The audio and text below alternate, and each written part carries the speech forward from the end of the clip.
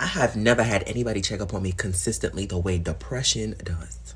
So I thought I could provide some insight into the difference between dysthymia and depression, because it may help you as well as help your mental health provider to provide you with better care. So I call it dysthymia, but as of now, I think it's called persistent depressive disorder. PDD and depression is the length of time and the severity of symptoms.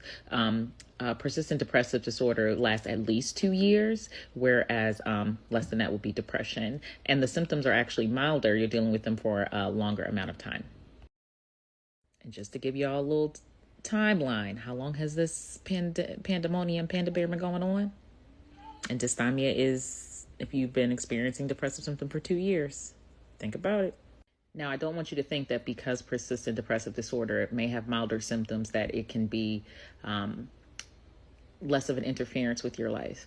Because it lasts for so long, possible that it interferes with your life more, because you are dealing with these symptoms. And I'm going to list the most, the common depressive symptoms. You're dealing with them for a significant amount of time. And you don't see possibly like a good outlook in sight. So it's impacting your relationships with yourself, relationship with others, your work.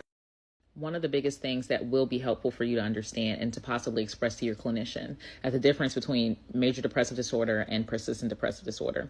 With major depressive disorder, you will likely return to what may be your baseline of mood state, versus persistent depressive disorder. You don't return to what your baseline typically is. You still return to like a lessened severity, but you still are experiencing symptoms of depression. And it's really important to express that to your clinician and also be a little bit more aware with self-monitoring. If you're not returning to baseline, if you're experiencing like ups and downs, but the severity of depressive symptoms are still there, it's likely, and in addition to it being like 2 years, it's likely persistent depressive disorder. And you have to come up with more of a specified treatment plan to manage that. So hopefully this helps, and comment below if you want any more specifics about the difference between persistent depressive disorder and major depressive disorder.